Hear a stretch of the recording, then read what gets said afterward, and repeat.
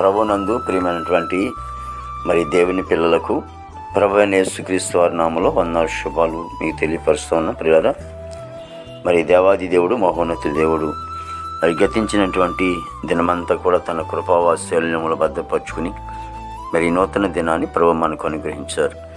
మరి 2024వ సంవత్సరం 6వ నెల మరి 26వ దినాన్ని ప్రభు మనకు అనుగ్రహించి మరి ఈరోజు దేవుడిచ్చినటువంటి వాగ్దానం, మీ మనసు మారి నూతన మగుట వలన రూపాంతరము పొందిడి. రోమిల్ రాసిన పత్రిక 12వ అధ్యాయము 2వ వచనం. దేవుని వాక్యం సెలవిస్తోంది, మన మనస్సు మారి నూతనం అవ్వాలని దేవుని వాక్యం సెలవిస్తోంది.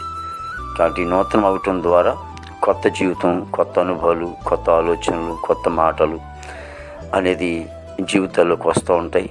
కాబట్టి మనసు మార్చుకుని జీవించాలని దేవుని వాక్యం సెలవిస్తుంది.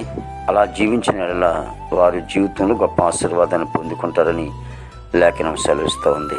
ప్రార్థన చేసుకుందాం. ప్రేమగల తండ్రి, కృపగల యేసునికి స్తోత్రాలు చెల్లిస్తున్నాం. ప్రభు గొప్ప దేవుడు, నీకు వందనాలు ప్రభా. ఇదిగో తండ్రి, నూతనమైనటువంటి జీవితం కలిగి ఉండాలని నాయన నువ్వు మాట్లాడుకుంటూ వస్తున్నావు తండ్రి. అవును నాయన ప్రభు, ఇగో తండ్రి నాయన యేసు నీకు వందనాలు తండ్రి ప్రభా.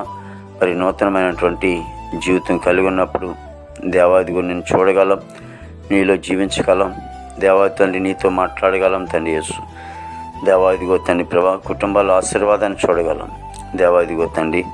ఆ జీవితాల్లో నూతనమైనటువంటి ఆశీర్వాదాన్ని మీరు అనుగ్రహించండి. నూతనమైనటువంటి జీవితం దయచేయమని ప్రార్థిస్తాం. ప్రతి కుటుంబాన్ని దీవించండి, ఆస్వాదించండి. మా భారతదేశాన్ని దీవించండి ప్రభా. ఇదిగో తండ్రి, నాయకులకు అధికారులు అందరూ కూడా మంచి జ్ఞానం ఇచ్చి ప్రభా చక్కటి పరిపాలించడం మీరు కృప దయచేయండి. దేవా తండ్రి యేసు నీకు వందనాలు ప్రభా. గొప్ప తండ్రి నీకు వందనాలు తండ్రి ప్రభా.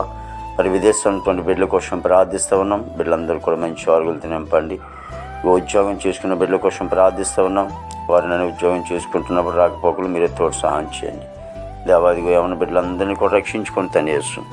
దేవా ఉపాధి పనికి వెళ్తున్నారు, బిడ్డలకు మంచిగా ఉంటూ నింపండి ప్రభా. ఇదిగో తండ్రి చదువుకుని బిడ్డలు స్కూల్కి వెళ్ళేటప్పుడు వచ్చేటప్పుడు కూడా నీ కృపలో భద్రపరచండి. చదువుకుని ఉన్నాయి ఉద్యోగాల కోసం ఎదురు చూస్తున్న బిడ్డలు తండ్రి ఉద్యోగాలు దయచేయండి. దాని హాస్పిటల్ రోజు స్వస్థపరచండి. జైల్లో ఉన్న బిడ్డలు విడుదల చేయండి. కోర్టు గొడవలు, కేసు గొడవలను కూడా కొట్టివేసి ప్రతి యవ్వనస్తుని కూడా మీరు రక్షించుకోతండి యేసు. దేవా పాడి పంటనంతటిని కూడా మీరు ఆస్వాదించండి, దీవించండి ప్రభా. ఇదిగో తండ్రి, వివాహాలను బిడ్డలకి వివాహం దయచేయండి. గర్భఫలం లేని వారికి గర్భఫలం దయచేయండి. గర్భిణీ సుఖమైన కొలను దయచేయండి. ప్రతి సేవకుడు, సేవకురాలు వారి కుటుంబాలను దీవించండి. వారి పరిచయం మీరు ఆస్వాదించండి తండ్రి యేసు.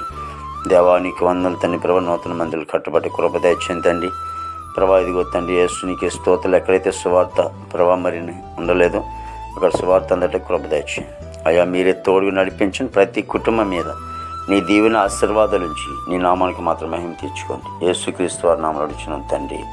ఆమేన్, ఆమేన్, ఆమేన్.